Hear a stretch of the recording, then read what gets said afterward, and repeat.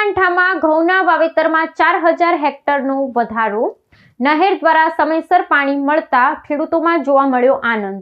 સાબરકાંઠા જિલ્લામાં ચાલુ રવિ સિઝન દરમિયાન કૃષિ ક્ષેત્રે ઉત્સાહજનક ચિત્ર સામે આવ્યું છે, જેમાં ઘઉંના વાવેતર વિસ્તારમાં અંદાજિત 4000 હેક્ટરનો નોંધપાત્ર વધારો નોંધાયો છે. સમગ્ર રાજ્યમાં આ વર્ષે ઘઉં અને બટાકા સહિતના મુખ્ય પાકોનું વિક્રમી વાવેતર થયું હોવાના અહેવાલો પ્રાપ્ત થયા છે.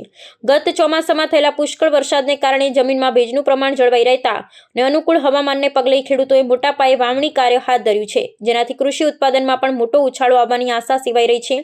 આ રેકોર્ડ બ્રેક વાવેતર પાછળ સિંચાઈ વ્યવસ્થાનું સુદૃઢ આયોજન મહત્વનું પરિબળ સાબિત થયું છે.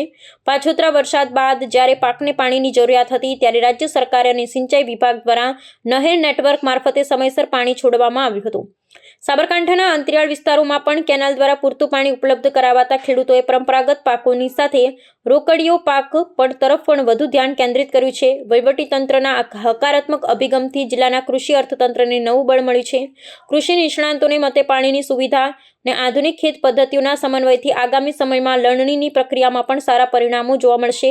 ખેતીવાડી વિભાગ દ્વારા ખેડૂતોને સમયાંતરે માર્ગદર્શન પૂરું પાડવામાં આવી રહ્યું છે, જેથી પાકને રોગચાળાથી બચાવી શકાય. સાબરકાંઠા સહિત ઉત્તર ગુજરાતમાં ખેતી હેઠળના વિસ્તાર વધતા ગ્રામીણ સ્તરે રોજગારી અને સમૃદ્ધિની નવી તકો સર્જાઈ છે, જે રાજ્યના એકંદર કૃષિ વિકાસ દરને ઊંચે લઈ જવામાં મદદરૂપ થશે. રવિ પાકની અંદર 1,50,000 હેક્ટરથી વધુ વિસ્તારમાં વાવેતર થયેલ છે. ઘઉં અને બટાકા જેવા પાકોમાં મહદઅંશે વાવેતર થયેલ છે.